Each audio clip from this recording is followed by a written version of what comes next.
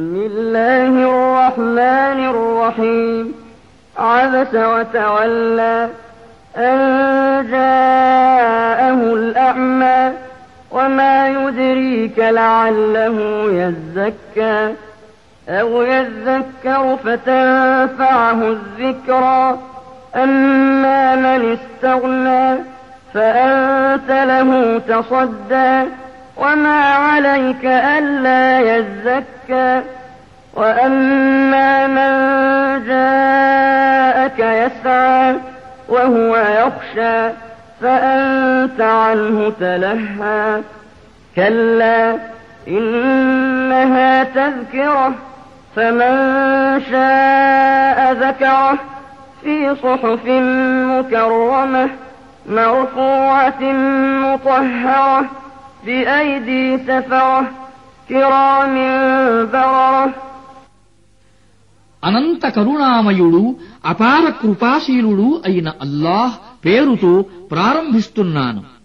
విసుగుకొని ముఖం తిప్పుకున్నాడు ఆ అంధుడు తన వద్దకు వచ్చాడని. నీకేమి తెలుసు? బహుశా అతను దారికి రావచ్చు, లేదా హితోపదేశం గురించి ఆలోచించవచ్చు.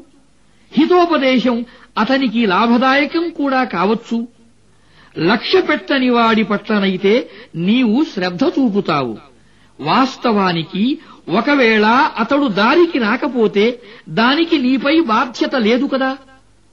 ఎవడు తనంతట తాను నీ వద్దకు పరుగెత్తుకుంటూ వస్తాడో, దేవునికి భయపడుతూ ఉంటాడో అతని వైపు నుండి నీవు ముఖం తిప్పుకుంటున్నావు. ఎంతమాత్రం కాదు, ఇదసలు ఒక హితబోధ. ఇష్టమైన వారు దీనిని స్వీకరించవచ్చు.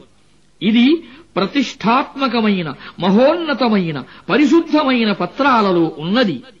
ఇవి గౌరవనీయులు, సద్వర్తనులు అయిన లేఖకుల చేతులలో ఉంటాయి. قتلల్ ఇన్సాన్ మా అక్ఫరహ్ మిన్ అయ్యి షైఇన్ ఖలఖహ్ మిన్ నుత్ఫతిన్ ఖలఖహు ఫఖద్దరహ్ ثم السبيل يسره ثم أماته فأقبره ثم إذا شاء أنشره كلا لما يقض ما أمره فلينظر الإنسان إلى طعامه أنا صببنا الماء صبا ثم شققنا الأرض شقا فأنبتنا فيها حبا وعنبا وقضبا وزيتونا ونخلا وحدائق غلبا وفاكهة وأبا متاعا لكم ولأنعامكم. మానవుడు నాశనముగాక, ఎంత కరుడు కట్టిన సత్య తిరస్కారి ఇతడు. ఏ వస్తువుతో అల్లాహ్ ఇతన్ని సృష్టించాడు? ఒక రేతస్సు బిందువుతో అల్లాహ్ ఇతన్ని సృష్టించాడు. తరువాత ఇతని అదృష్టాన్ని నిర్ణయించాడు. ఆ తరువాత ఇతని కొరకు జీవన మార్గాన్ని సులభతరం చేశాడు. ఆ పైన ఇతనికి మరణాన్నిచ్చి సమాధికి చేర్చాడు. మళ్లీ తాను తలచినప్పుడు ఆయన ఇతన్ని రెండోసారి లేపి నిలబెడతాడు. ఎంతమాత్రం కాదు, అల్లాహ్ ఏ విధిని గురించి ఆజ్ఞాపించాడో ఆ విధిని ఇతను నెరవేర్చలేదు. తరువాత మానవుడు తాను తీసుకునే ఆహారం గురించి కొంచెం ఆలోచించాలి. మేము పుష్కలంగా నీటిని కురిపించాము. తరువాత నేలను అద్భుతమైన రీతిలో చీల్చాము.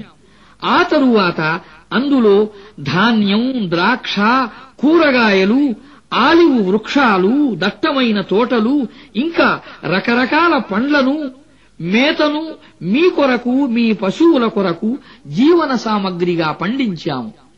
فإذا جاءت الصاخة يوم يفر المرء من أخيه وأمه وأبيه وصاحبته وبنيه لكل امرئ منهم يومئذ شأن يغنيه وجوه يومئذ مسفرة ضاحكة مستبشرة ووجوه يومئذ عليها غبرة ترهقها قترة أولئك هم الكفرة الفجرة. చివరకు చెవులను చెవిటివిగా చేసే ధ్వని ఉద్ధృతమైనప్పుడు ఆ రోజున మనిషి తన సోదరునికి, తన తల్లికి, తన తండ్రికి, తన భార్యకు, తన సంతానానికి దూరంగా పరుగెత్తుతాడు. ఆ రోజున వారిలో ప్రతి ఒక్కరికీ తమను గురించి తప్ప ఇతరులని గురించి పట్టించుకోలేని ఆపత్సమయం వస్తుంది. ఆ రోజున కొందరి ముఖాలు దేదీప్యమానంగా వెలుగుతూ ఆనంద పారవస్యంతో నవ్వులు చిందిస్తూ ఉంటాయి. కొందరి ముఖాలు ఆ రోజున దుమ్ము ధూళి కొట్టుకుని ఉంటాయి. వాటిపై నల్లని మసి ఆవరించి మాడిపోయి ఉంటాయి. వీరే సత్య తిరస్కారులు, దుర్మార్గులు.